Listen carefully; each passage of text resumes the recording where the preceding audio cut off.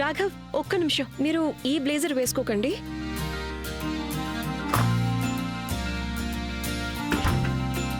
ఈ బ్లూది వేసుకోండి, మీటింగ్స్ కి బాగుంటుంది. రేఖ, నువ్వు నీ సీక్రెట్ ఏంటో బయట పెడతావా లేదా? ఇంకా మార్నింగ్ 10 కూడా అవ్వలేదు, అండ్ మనం ఎక్కడికి వెళ్తున్నామో కూడా నాకు తెలీదు. నేను వెళ్ళడానికి రెడీ కూడా అయిపోయాను.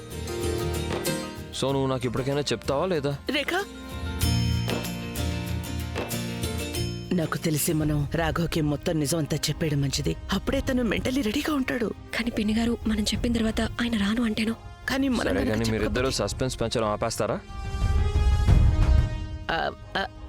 సరే, నేను చెప్తానుండు. రాఘవ, నేను ఇంట్లో ఒక ప్రెస్ కాన్ఫరెన్స్ ఏర్పాటు చేశాను. రేఖ తన నిజం, తన గాథ ప్రపంచం మొత్తానికి చెప్పుకుంటుంది. అంటే అందరూ తెగ అబద్ధాలు చాటింపు వేస్తున్నారు కదా, అవన్నీ మొదట్లోనే ఆపేయాలి. ఏంటి, ప్రెస్ కాన్ఫరెన్సా? వద్దత్తయ్య, రేఖ కానీ నేను కానీ ఎవరికి ఎలాంటి సంజాయిషి చెప్పాల్సిన అవసరం లేదు.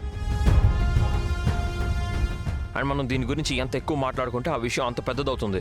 నేను కూడా ఇలాగే అనుకున్నాను, కానీ విషయం మన చేదాటిపోయింది. నువ్వు టీవీ ఆన్ చేసి చూసావా? ఈ టీవీ వాళ్ళు ఎక్కడెక్కడి నుంచో ఏవేవో కథలు వెతికి మరీ చూపిస్తున్నారు మన కుటుంబం గురించి. అయ్యో రాఘవ, మన కుటుంబం మీద ఇంతలా బురద జల్లుతున్నప్పుడు మరి దానికి మనం ఏదో ఒకటి చేసి తీరాలి కదా నాన్న, ఆపడానికి. అంటే మరి మనకి ఇంత డబ్బుండి ఇంత పలుకుబడుండి ఏం ప్రయోజనం? మనం ప్రపంచానికి కూడా చెప్పాలి కదా, మన కోడలు రేఖా చౌదరి సూర్యవంశీ మానసికంగానే కాదు శారీరకంగా కూడా పవిత్రమేనని.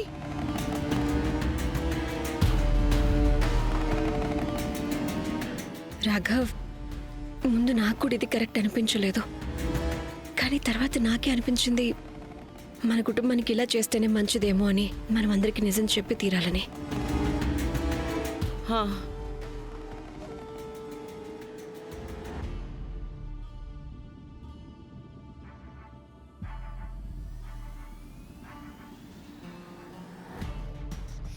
పదండి. చూడండి, ఆలస్యంగా మొదలుపెట్టినందుకు క్షమాపణ కోరుతున్నాను. మీరు ఎవరి కోసం చూస్తున్నారో వాళ్ళు కాసేపట్లో మీ ముందుంటారు, కాబట్టి అప్పటి వరకు మీరు ప్లీజ్ కూర్చోండి. తప్పకుండా. అసలే మాకు ఈ మధ్య మా రేటింగ్స్ అన్ని మీ ఫ్యామిలీ నుంచి వస్తున్నాయిగా, మరి ఇంకా వెయిట్ చేయడానికి మాకేం ప్రాబ్లం ఉంటుంది? సార్, రేటింగ్సే కాదు, ఎంటర్టైన్మెంట్ కూడా.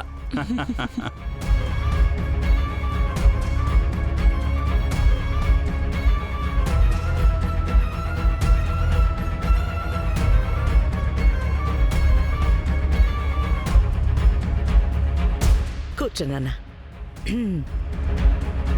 నమస్తే. గత కొన్ని రోజులుగా ఏవైతే జరుగుతున్నాయో అది చాలా దౌర్భాగ్యవంతమైంది. రాఘవ సూర్యవంశీ ఈ సిటీలోనే పరువు ప్రతిష్టలు, గౌరవ మర్యాదలు గల వ్యక్తుల్లో ఒకరు. కానీ నాకు చాలా బాధగా ఉంది, మీరందరూ ఈ విషయం గురించి కొంచెం కూడా ఆలోచించలేదు. మీ ఛానల్ రేటింగ్స్ పెంచుకోవడానికి మీరు మా కుటుంబం పేరుని, రాఘవ సూర్యవంశీ పరువుని నడి రోడ్డు మీదకి లాగేశారు. శైలజ గారు, మేము ఏదైతే వీడియో చూసామో అది సాక్ష్యంతో సహా చూసాము. లేక మీరు ఇప్పుడు మాట మార్చేస్తారేమో అసలు ఈ వీడియోనే అబద్ధమని. అస్సలు లేదు. మీరు దేన్నైతే సాక్ష్యం అనుకుంటున్నారో అది కేవలం ఒక మిస్అండర్స్టాండింగ్ మాత్రమే. అందుకే ఆ మిస్అండర్స్టాండింగ్ ని దూరం చేయడానికే మనం అందరం ఇక్కడ సమావేశమయ్యాం.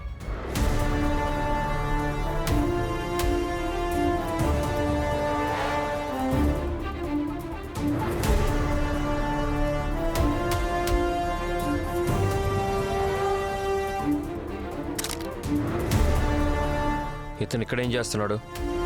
తనని నేనే రమ్మన్నాను నాన్న. ఎందుకంటే ఆ హోటల్ గదిలో ఉన్నది కేవలం ఇంటి కోడలు మాత్రమే కాదు, ఈ రోహిత్ కూడా ఉన్నాడు. మరతను తన పక్షం కూడా చెప్పకపోతే జనాలు మన మాట ఎప్పటికీ నమ్మరు.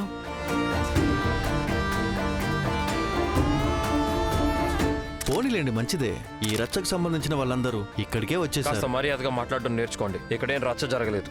సరే అయితే డైరెక్ట్ పాయింట్కే వచ్చేస్తాను. మిస్టర్ రోహిత్, మీకు రేఖ గారితో ఏంటి సంబంధం? అండ్ మా అందరికీ తెలిసింది మీరు చిన్ననాడు స్నేహితులంట కదా, మరి స్నేహం ప్రేమగా ఎలా మారింది?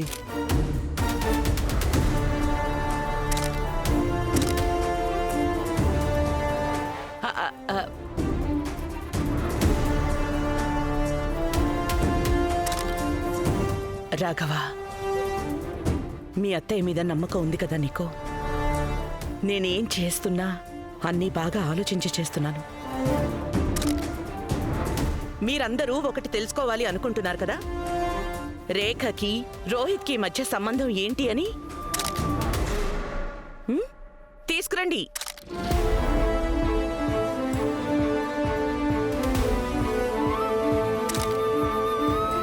థ్యాంక్ యూ అమ్మా. అందులో ఏముంది అత్తయ్య?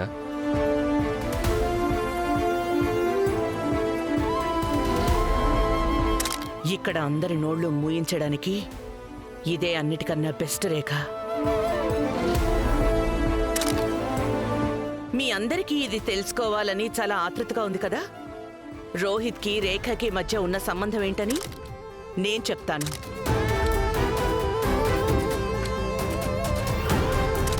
అన్నా చెల్లెళ్ల సంబంధం.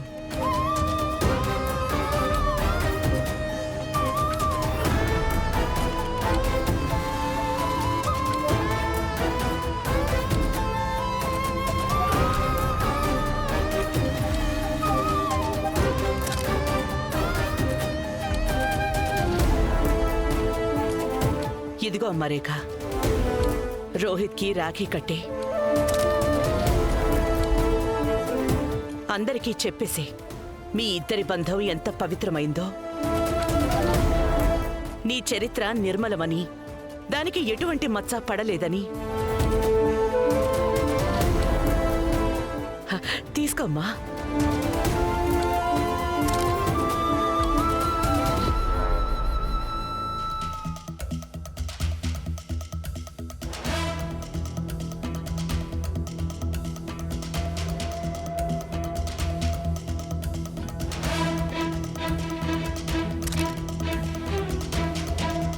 వద్దు, నేను రాఖీ కట్టించుకోను.